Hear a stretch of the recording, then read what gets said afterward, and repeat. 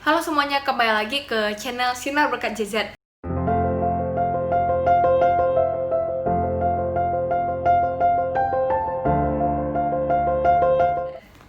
Pada video kali ini, saya akan menyampaikan suatu kisah nyata yang begitu inspiratif yang saya dapatkan dari buku ini, yaitu Everyday Greatness, yang ditulis oleh Stephen R. Covey. Dan ini artinya apa? Everyday Greatness, yaitu adalah kehebatan sehari-hari.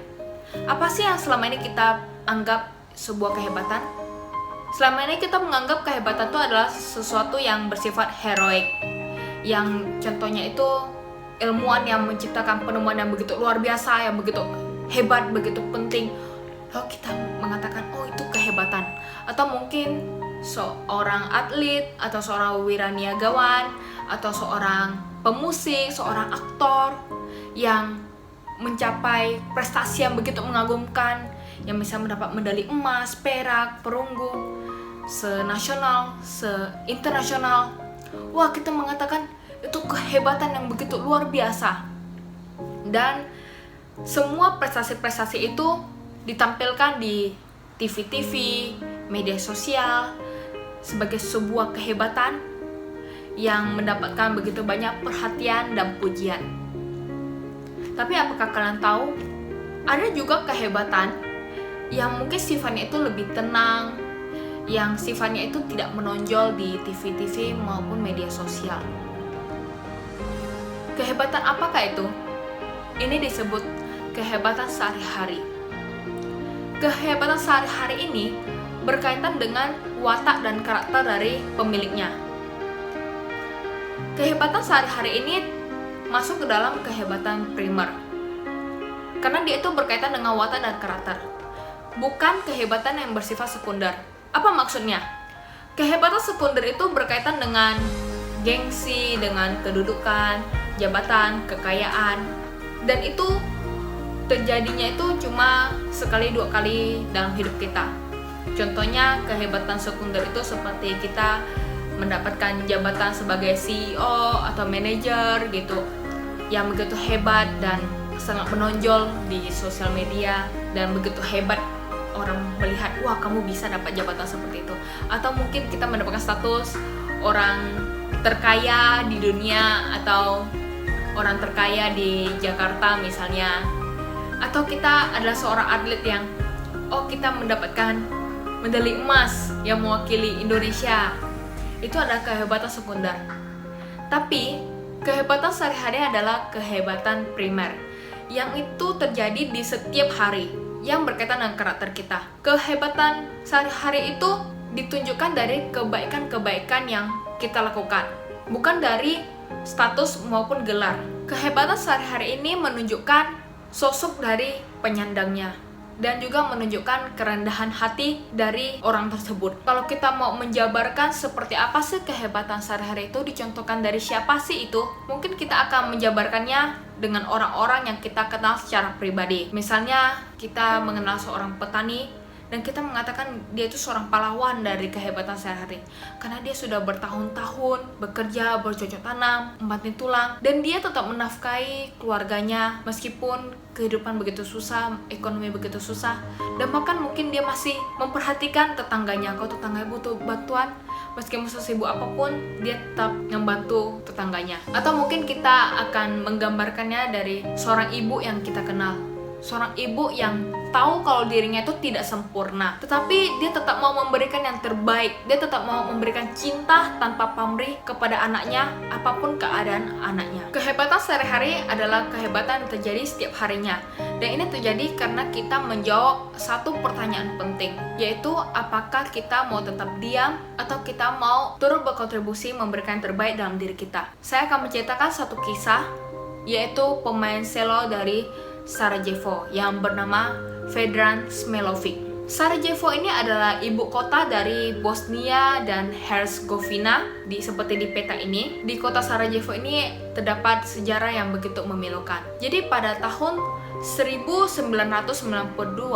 itu terjadi perang Bosnia. Kalian bisa mendapatkan sejarahnya di internet, kalian bisa cari. Jadi perang ini seperti kayak perang antar agama gitu, antara Muslim, Kristen Ortodoks dan juga Katolik. Dan karena permusuhan di perang ini akhirnya menciptakan sejarah yang begitu memilukan di kota Sarajevo. Dan di kota Sarajevo ini tinggal Vedran Smilović yang pada saat itu sudah menjadi pemain cello dalam opera Sarajevo yang begitu terkenal dan karyanya begitu bagus. Tapi ketika perang terjadi di tahun 1992, kota Sarajevo ini begitu hancur. Peluru-peluru mortir berjatuhan di mana-mana, peluru bertebangan di mana-mana, gedung hancur di mana-mana, dan banyak orang kelaparan, ketakutan, hidup dalam penderitaan.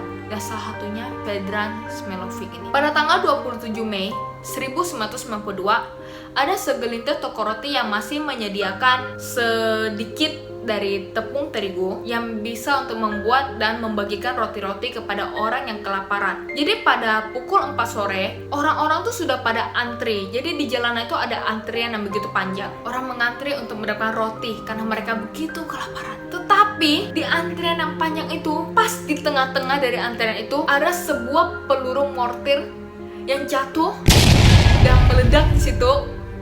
Dan itu membunuh 22 orang.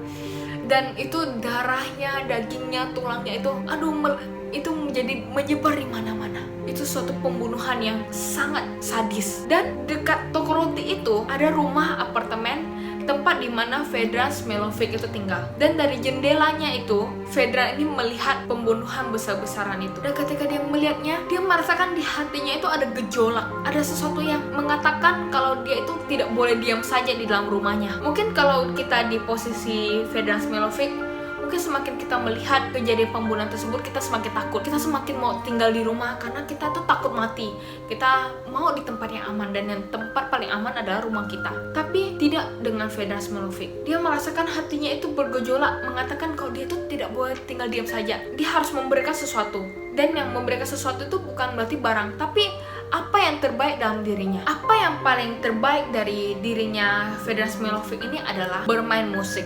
Karena dia sangat pandai dan dia paling hebat dalam bermain cello. Akhirnya semenjak itu dia bertekad untuk memberikan yang terbaik dalam dirinya di masa perang tersebut. Akhirnya sejak hari itu 22 hari berturut-turut setelah kejadian yang dia lihat pembunuhan besar-besaran di antrian tersebut dengan mata kepala sendiri, dia setiap jam 4 sore dia mengenakan pakaian yang resmi dan lengkap untuk konser, seakan-akan dia mau tampil konser. Dia bawa keluar selonya, dia pergi ke satu tempat dan dia menempatkan kursi plastik dan dia duduk di samping lubang yang menganga akibat peluru mortir, di sekitar jalan yang sudah ditinggalkan orang, sudah sepi, di sekitar gedung-gedung yang sudah hancur karena ledakan-ledakan, di dekat-dekat orang yang bersembunyi di gudang bawah tanah. Vedran Smilović memberikan yang terbaik dalam dirinya. Padahal dia itu bisa saja mati karena itu masih dalam perang, itu bom-bom itu masih jatuh, peluru itu masih bertembakan di mana-mana.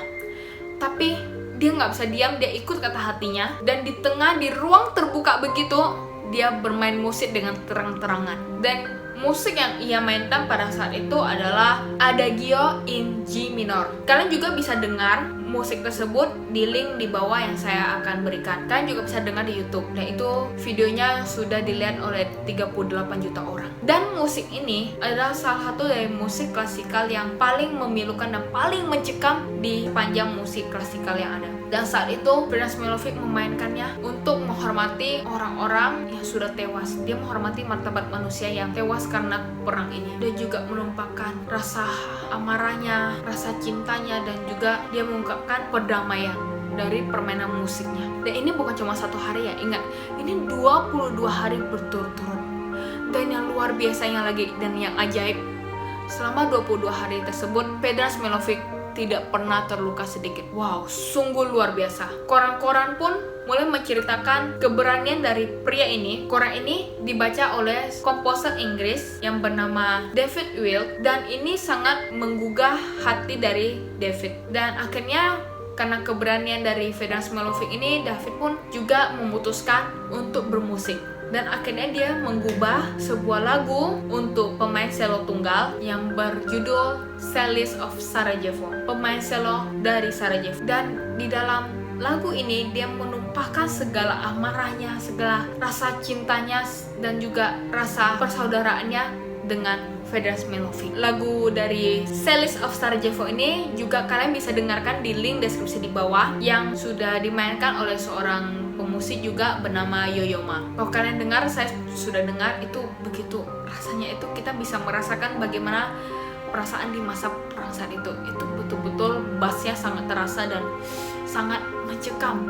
Hati kita tuh merasa begitu berada di kekecewaan yang begitu besar, berada di lingkungan yang rasanya tidak aman. Kalian akan bisa mendengarkannya di lagu yang luar biasa ini, yaitu Celeste of Sarajevo. Musik adalah karunia yang Tuhan berikan yang bisa kita nikmati bersama. Musik adalah karunia yang menyatukan kita semua. Di tengah-tengah perang tersebut, Vedran Smilovic memainkan cello dengan begitu beraninya, menguatkan hati-hati orang yang mendengarkan musiknya tersebut. Dan sampai sekarang Vedran Smilovic ini masih hidup, dia masih ada di tahun 2020 ini. Sekarang umurnya sudah 63 tahun. Apa yang kita dapatkan dari cerita kisah nyata dari Vedran Smilovic ini? Titik pilihan dari hidup Vedran Smilovic ini terjadi ketika dia melihat pembunuhan besar-besaran dari jendela rumah apartemennya. Dan di situ pertanyaan itu muncul. Apakah dia mau tetap diam di dalam rumahnya atau dia mau ikut berkontribusi? Dan ikut berkontribusi ini artinya memberikan apa yang terbaik dalam dirinya. Dan akhirnya dia memilih untuk tidak berdiam diri. Dia memilih untuk memberikan yang terbaik, yaitu bermain musik. Dan dia bermain 22 hari berturut-turut dan dia memberikan yang terbaik. Ini adalah salah satu contoh seorang yang memiliki kehebatan sehari-hari. Bagaimana dengan kita? Apa yang kita lihat di sekitar kita? Mungkin sekarang lagi pandemi, kita melihatnya, lalu kita bertanya kepada diri sendiri,